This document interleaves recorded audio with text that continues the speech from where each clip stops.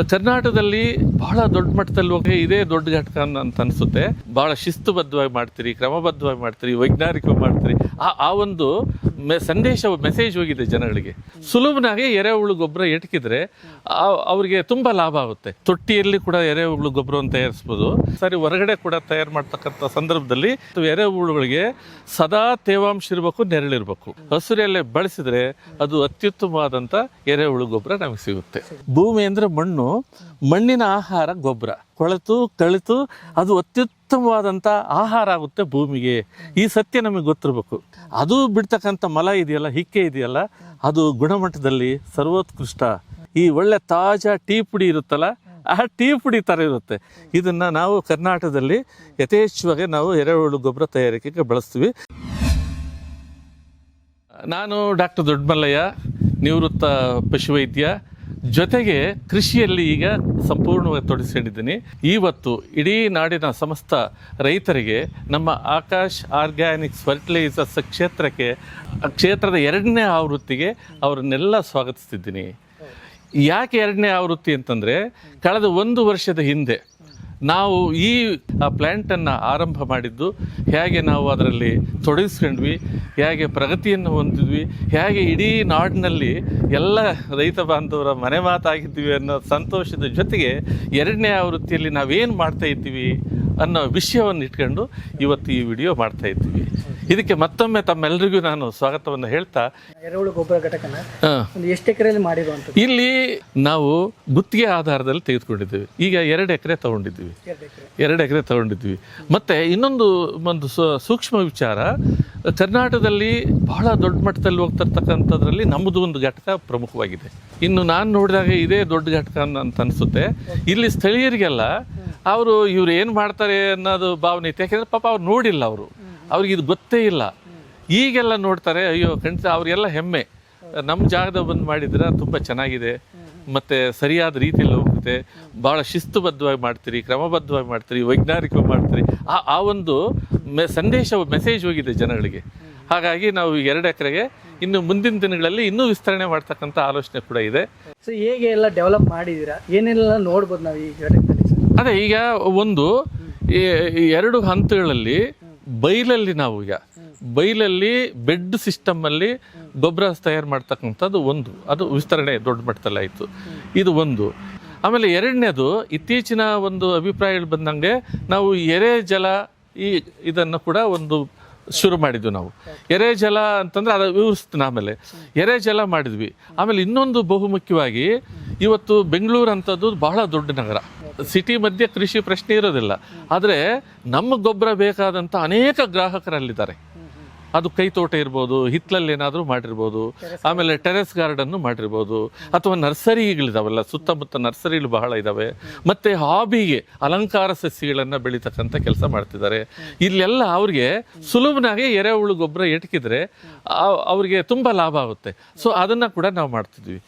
ಆಮೇಲೆ ಗೊಬ್ಬರ, ಮೊದಲು ಎರೆಹುಳು ಗೊಬ್ಬರ ಅಷ್ಟೇ ಕೊಡ್ತಿದ್ವಲ್ಲ, ಈಗ ಎರೆಹುಳು ಗೊಬ್ಬರಕ್ಕೆ ಅದರ ಗುಣಮಟ್ಟದ ಜೊತೆಗೆ ನಾವು ಈಗ ಸೂಡೋಮೋನಾಸು, ಟ್ರೈಕೋಮವು ಇಂಥವು ಕೂಡ ಅವು ಜೈವಿಕವಾದಂಥ ಮಿಶ್ರಣಗಳವೆಲ್ಲ ಅವು ಮಾಡೋದ್ರಿಂದ ಇದ್ರ ಗೊಬ್ಬರದ ಗುಣಮಟ್ಟ ದೊಡ್ಡದಾಗುತ್ತೆ. ಇನ್ನು ಕೆಲವು ವಿಶೇಷವಾಗಿ ಪೆಸ್ಟ್ಸ್ ಅಂತ ಹೇಳ್ಬೇಕು, ಅಂಥದ್ದನ್ನೆಲ್ಲ ತಡಿತಕ್ಕಂಥ ಕೆಲಸ ಕೂಡ ಆಗುತ್ತೆ. ಸೊ ಅದನ್ನು ಇತ್ತೀಚೆಗೆ ಶುರು ಮಾಡಿದ್ವಿ ನಾವು. ಮೊದಲು ಪ್ರಾರಂಭದಲ್ಲಿ ಅದೇನು ಇರಲಿಲ್ಲ. ಇಷ್ಟು ಎರೆಹುಳು ಗೊಬ್ಬರ ತಯಾರಿಕೆಯಲ್ಲಿ ಇಲ್ಲೇನು ನೋಡ್ತಿದ್ವಿ ನಾವು, ಇದು ಮೊದಲನೇ ಹಂತ. ಇದು ನಮಗೆಲ್ಲ ಗೊತ್ತಿದೆ. ಒಂದು, ತೊಟ್ಟಿಯಲ್ಲಿ ಕೂಡ ಎರೆಹುಳು ಗೊಬ್ಬರವನ್ನು ತಯಾರಿಸ್ಬೋದು. ಹಾಗೆ ಬೆಡ್ ಅಂತೇಳಿ ಹೊರಗಡೆ ಅಂದರೆ ನೆರಳಿಂದ ಕೆಲವು ಸಾರಿ ಹೊರಗಡೆ ಕೂಡ ತಯಾರು ಮಾಡ್ತಕ್ಕಂಥ ಸಂದರ್ಭದಲ್ಲಿ ಈ ಬೆಡ್ಗಳನ್ನು ಹಾಕ್ತೀವಿ. ಈಗ ವಾಸ್ತವವಾಗಿ ಇವು ಬೆಡ್ಗಳಿವು. ಇಲ್ಲಿ ಕೆಲವು ನಾವು ಮಾಡ್ಕೊಂಡಿರ್ತಕ್ಕಂಥ ಒಂದು ವ್ಯವಸ್ಥೆ ಏನು ಅಂತಂದರೆ, ಇದಕ್ಕೆ ಯಾವಾಗಲೂ ನೀರಿದೆ. ನಮಗೆಲ್ಲ ಗೊತ್ತು, ಎರೆಹುಳು ಗೊಬ್ಬರಿಗೆ ಅಥವಾ ಎರೆಹುಳುಗಳಿಗೆ ಸದಾ ತೇವಾಂಶ ಇರಬೇಕು, ನೆರಳಿರಬೇಕು. ನೆರಳಿಗೆ ಹೊರತಾಗಿ ಕೂಡ ಮಾಡ್ತಕ್ಕಂಥ ಈ ಬೆಡ್ ಸಿಸ್ಟಮಲ್ಲಿ ತೇವಾಂಶವನ್ನು ಮಾತ್ರ ನಾವು ಯಾವಾಗಲೂ ಕಾಪಾಡಿಕೊಳ್ಬೇಕು. ಆಗಾಗ ತೇವಾಂಶಕ್ಕೆ ನೀರು ಪೂರೈಕೆ ಹೇಗಿದೆ ಅಂತಂದರೆ, ಅದು ನಿಧಾನವಾಗಿ ಹನಿ ಬಂದು ಒಂದೇ ರೀತಿಯಾದಂಥ ಒಂದೇ ಮಟ್ಟದ ತೇವಾಂಶ ಕಾಪಾಡಿಕೊಳ್ಬೇಕಾಗುತ್ತೆ. ಅದಕ್ಕೋಸ್ಕರ ನಾವು ನೀರು ಸಿಂಪಡಿಸೋದಕ್ಕಿಂತ ಸುಲಭವಾಗಿ ವ್ಯವಸ್ಥೆ ಮಾಡ್ಕೊಂಡಿರೋದಂದ್ರೆ ಇಲ್ಲಿ ನೋಡಿ ನೀರು ಬರ್ತಾ ಇದೆ, ಈಗ ಬರ್ತಾ ಇದೆ. ಇದು ರೈನ್ ಟೇಪ್ ಅಂತ ಹೇಳ್ತೀವಿ. ಇದು ಸಣ್ಣದಾಗಿ ನೀರು ಬರ್ತಿದೆಯಲ್ಲ ಸರ್, ಈ ಸಣ್ಣದಾಗಿ ಬರಬೇಕು. ಯಾಕೆಂದ್ರೆ ಒಂದು ಇದಕ್ಕೆ ಹೆಚ್ಚು ನೀರು ಅಂದರೆ ಈ ಫ್ಲಡ್ ಥರ ಹೆಚ್ಚು ನೀರು ಬಿಡಬಾರ್ದು. ತೇವಾಂಶ ಮೇಂಟೈನ್ ಮಾಡಲಿಕ್ಕೆ ಇರಬೇಕೇ ಹೊರತು ನಾವು ನೀರು ಕೊಟ್ಟು ಎಲ್ಲ ಹರ್ಕೊಂಡು ಹೋಗಿಬಿಡುತ್ತೆ, ಆ ಸಾರಾಂಶ ಹೋಗುತ್ತೆ, ಇದನ್ನು ಸಗಣಿ ಎಲ್ಲ ಹರ್ಕೊಂಡು ಹೋಗೋದ್ರಿಂದ ನಾವು ಬಹಳ ನಿಧಾನವಾಗಿ ತೇವಾಂಶ ಎಷ್ಟು ಬೇಕೋ ಅಷ್ಟು ಕಾಪಾಡಿಕೊಳ್ಳಕ್ಕೆ ಮಾತ್ರ ಈ ಒಂದು ಪದ್ಧತಿಯನ್ನು ಮಾಡಿದ್ದೀವಿ. ಮತ್ತು ಇದಕ್ಕೆ ಇನ್ನೊಂದು ಅಂಶ ಕೂಡ ನಮಗೆ ಗೊತ್ತಿದೆ, ಏನಂದರೆ ಈ ನಾವು ನೋಡಿದ್ವಿ ನೆರಳೆಲ್ಲ ಬೈಲಲ್ಲಿ ಅಂತಂದಾಗ, ಬೈಲಲ್ಲಿ ಮಾಡಿದಾಗ ಕೂಡ ತೇವಾಂಶವನ್ನು ಅಂದರೆ ನಿರ್ದಿಷ್ಟ ತೇವಾಂಶವನ್ನು ಕಾಪಾಡಿಕೊಂಡಾಗ ಇದು ಒಳ್ಳೆ ಗುಣಮಟ್ಟದ ಗೊಬ್ಬರ ನಮಗೆ ಸಿಗುತ್ತೆ, ಮತ್ತು ಹೆಚ್ಚು ಉತ್ಪಾದನೆ ಆಗ್ತಕ್ಕಂಥದ್ದು ಕೂಡ ನಾವು ಕಂಡಿದ್ವಿ ಅದು. ಹಾಗಾಗಿ ವಾಸ್ತವವಾಗಿ ನಾವು ನೆರಳಲ್ಲೇ ಇರಬೇಕು ಅಂತ ಇದ್ದರೂ ಕೂಡ ಇದು ನಾವು ಬೈಲಲ್ಲಿ ಮಾಡಿದ್ದು. ಈ ಸತ್ಯ ನಮಗೆ ಗೊತ್ತಾದ ಮೇಲೆ ಈ ವ್ಯವಸ್ಥೆಯನ್ನು ಶುರು ಮಾಡಿದ್ವಿ ನಾವು. ಎಷ್ಟು ಬೆಡ್ಗಳಿದೆ ಸರ್ ಇಲ್ಲಿ ಒಟ್ಟು ಸುಮಾರು ಒಂದು 25 ಮೇಲೆ ಇದಾವೆ ಇದು. ಮತ್ತು ಉದ್ದ ಇದು ಸಾಮಾನ್ಯ 2-3 ಅಡಿ ಎತ್ತರ ಅನ್ನೋದು ಒಂದು ಸ್ಟ್ಯಾಂಡರ್ಡು ಎತ್ತರ. ಈಗ ಅದು ಹೆಚ್ಚು ಕಡಿಮೆ ಆದಿದೆ, ಉದ್ದ ಎಷ್ಟು ಬೇಕಾದರೂ ಮಾಡ್ಕೋಬೋದು ಅಂತ, ಉದ್ದದ ಪ್ರಶ್ನೆ ಬರೋದಿಲ್ಲ. ಅದಕ್ಕೋಸ್ಕರನ ನಾವು ಈಗ ಇಷ್ಟು ಮಾಡ್ಕೊಂಡಿದ್ವಿ, ಇದರಲ್ಲೆಲ್ಲ ಹುಳ ಬಿಟ್ಟಿದ್ವಿ, ಇನ್ನು ಇದರಲ್ಲೆಲ್ಲ ಹುಳ ಬಿಟ್ಟಿಲ್ಲ. ಇಲ್ಲಿ ಒಂದು ಅಂಶ ನಾವು ನೆನ್ಪಿಟ್ಕೋಬೇಕು.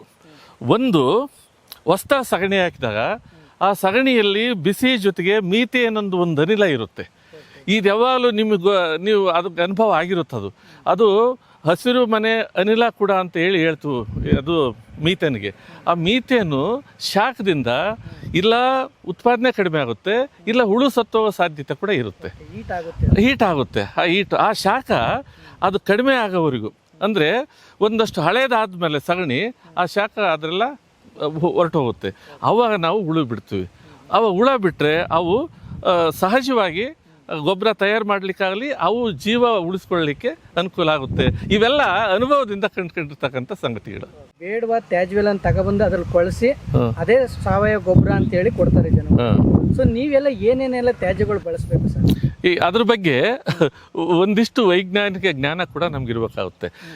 ಎರೆಹುಳು ಗೊಬ್ಬರವನ್ನು ಯಾಕೆ ನಾವು ಬಳಸ್ತಿದ್ದೀವಿ ಅಂತಂದರೆ, ಅತಿ ಮುಖ್ಯವಾಗಿ ಮಣ್ಣಿನ ಗುಣಮಟ್ಟ, ಮಣ್ಣಿನ ವೃದ್ಧಿ, ಅದನ್ನು ಸಂರಕ್ಷಣೆ ಮಾಡ್ತಕ್ಕಂಥ ಇದು ಅತಿ ಮುಖ್ಯವಾಗಿ ಮಣ್ಣಿನಲ್ಲಿ ಗಿಡಗಳಿಗೆ ಮತ್ತು ಸಸ್ಯಗಳಿಗೆ ಬೇಕಾದಂಥ ಹ್ಯೂಮಸ್ ಪಡಿಬೇಕು ಅಂತಂದರೆ ನಾವು ನೈಟ್ರೋಜನ್ ಫಿಕ್ಸೇಷನ್ ಅನ್ನೋ ಒಂದು ಮಾತು ಹೇಳ್ತೀವಿ.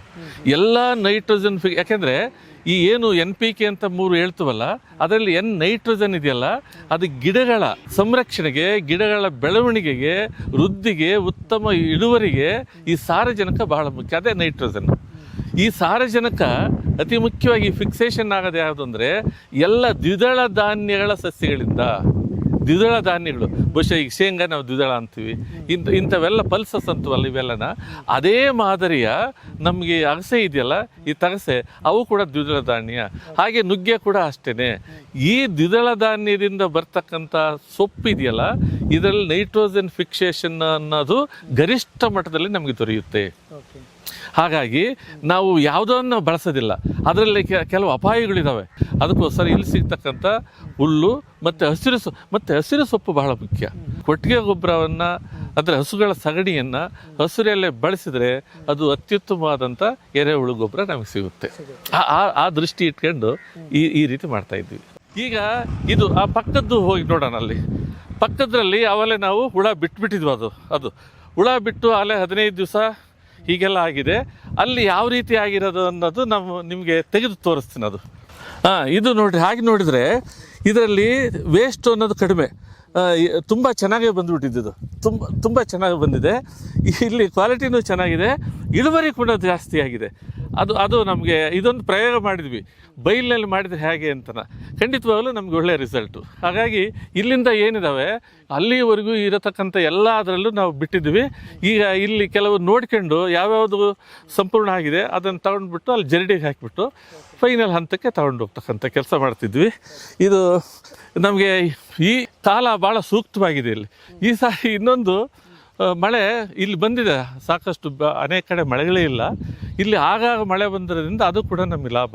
ನಾವೇನು ಕೃತಕವಾಗಿ ನೀರು ಈ ಸ್ಪ್ರಿಂಕ್ಲರ್ ಥರ ಬಿಡ್ತೀವಲ್ಲ, ಅಲ್ಲಿ ನೋಡಿದ್ರಿ ಪೈಪು ಹಾಕಿ ಇದು ಹಾಗೆ ಬಂದಾಗ ಅದು ಇನ್ನೂ ಒಳ್ಳೆ ಪರಿಣಾಮ ಬೀರುತ್ತೆ. ಹಾಗಾಗಿ ಇದು ಮೇಲೆ ಬಿಸಿಲಿಗೋಸ್ಕರ ಮುಚ್ಚಿದ್ವಿ ಗರಿ ಇತ್ಯಾದಿನ. ಇದಾದ ನಂತರ ಅದರಿಂದ ನೀರು ಮಳೆ ಬಂದರೆ ಏನು ಸಮಸ್ಯೆ ಆಗೋದಿಲ್ಲ. ಮತ್ತು ನಮ್ಮ ಏನು ರೈನ್ ಟೇಪ್ ಅಂತಿದ್ದೀವಲ್ಲ ಅದರಲ್ಲಿ ಕೂಡ ಯಾವಾಗ ತೇವಾಂಶ ಕಡಿಮೆ ಆಗುತ್ತೆ ಅನಿಸುತ್ತೋ ಅವಾಗ ನೀರು ಬಿಟ್ಬಿಡ್ತೋದು. ಎರೆಹುಳುಗಳು ಹೆಂಗೆ ಅಂದರೆ ಅವುಗಳ ಲೈಫ್ ಸ್ಟೈಲ್ ಹೇಳ್ತೀನಿ ನಾನು. ಎರೆಹುಳುಗಳು ಯಾವಾಗಲೂ ಕೆಳಗಡೆ ಹೋಗ್ತಾವು. ಅವು ತಿಂದ್ಕೊಂಡು ಕೆಳಗಡೆ ಹೋಗಿ ಹಿಕ್ಕೆ ಹಾಕುತ್ತಲ್ಲ, ಆ ಹಿಕ್ಕೆ ಸ್ವಲ್ಪ ಹಗುರ ಇರುತ್ತೆ, ಅದು ಮೇಲೆ ಬರುತ್ತೆ. ಮೊದಲು ಕಚ್ಚಾ ವಸ್ತುಗಳಿರ್ತಾವಲ್ಲ ಅದು ಭಾರ ಇರುತ್ತೆ, ಗೊಬ್ಬರ ಆದಮೇಲೆ ಸ್ವಲ್ಪ ಹಗುರ ಆಗುತ್ತೆ, ಗೊಬ್ಬರ ಮೇಲಕ್ಕೆ ಬರುತ್ತೆ, ಹುಳು ಒಳಗಡೆ ಹೋಗ್ತವೆ. ಮತ್ತು ಸ್ವಲ್ಪ ಬಿಸಿ ಇದ್ದಂಥ ಹಗಲೊತ್ತು ಕೆಳಗಡೆ ಹೋಗ್ತವೆ, ರಾತ್ರಿ ತಂಪಾದಷ್ಟು ಅವು ಮೇಲೆ ಬರ್ತವೆ. ಹಾಗೆ ಈಗ ಎರೆಹುಳು ಗೊಬ್ಬರ ಅಂದರೆ ಹಿಕ್ಕೆ ಅಷ್ಟೇ. ಈಗ ನೋಡಿರಿ ಎಷ್ಟು ಆ್ಯಕ್ಟಿವ್ ಆಗಿದೆ ಈ ಹುಳ. ಹಾಂ, ಈ ಅದ್ರ ಮೂಲ ಗುಣ ಏನಂದರೆ ಕೊರ್ಕೊಂಡು ಬರೋ ಏನಂತೂ ನಾವು ಕೊರ್ಕೊಂಡು ಒಳಗಡೆ ಹೋಗ್ತಕ್ಕಂಥದ್ದು. ಎರೆಹುಳು ಗೊಬ್ಬರ ಏನು ತ್ಯಾಜ್ಯವನ್ನ ಬಿಡುಗಡೆ ಮಾಡುತ್ತೆ ಸರ್ ಅದು?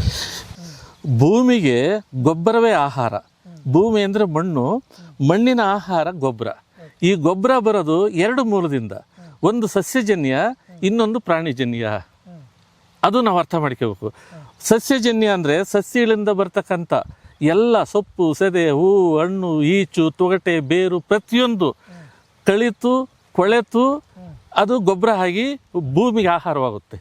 ಹಾಗೆ ಪ್ರಾಣಿಗಳ ಮಲಮೂತ್ರದಿಂದ ಹಿಡಿದು ಅದರ ಚರ್ಮ, ಮಾಂಸ, ಮೂಳೆ ಎಲ್ಲವೂ ಡಿಕಂಪೋಸ್ ಅಂತ ನೀವು ಅಂತೀರಲ್ಲ, ಡಿಕಂಪೋಸ್ ಆಗಿ ಕಳಿತು ಅದು ಅತ್ಯುತ್ತಮವಾದಂಥ ಆಹಾರ ಆಗುತ್ತೆ ಭೂಮಿಗೆ.